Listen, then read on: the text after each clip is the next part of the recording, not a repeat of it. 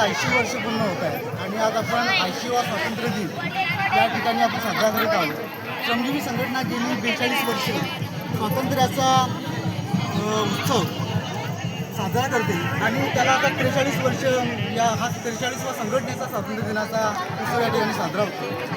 भारत देशामध्ये सगळ्यात मोठा उत्सव संघटना दरवर्षी साजरा करते आणि खूप मोठ्या संख्येने लोक या उत्सवाला सहभागी होतात। रायगड असेल, नाशिक असेल, पालघर, ठाणे या जिल्ह्यांमधून मोठ्या संख्येने आदिवासी बांधव असतील हे एकत्र येऊन हा उत्सव या ठिकाणी साजरा करीत असतात आणि नाचत गाजत वाचत असा हा उत्सव आहे तो साजरा होतो।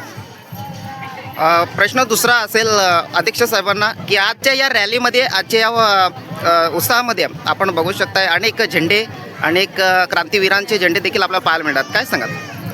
खरं तर श्रमजीवी संघटनेच्या अनेक वर्ष हा कार्यक्रम इथं होत असतो आणि स्वातंत्र्यवीरांच्या मिरवणुकीमध्ये वाजत गाजत त्यांचं गुणगान गात हा कार्यक्रम साजरा होत असल्याने आज मोठ्या प्रमाणावर 4 जिल्ह्यातून लोक एकत्र जमलेली आहेत आणि ही प्रत्येक वर्षी जमतात।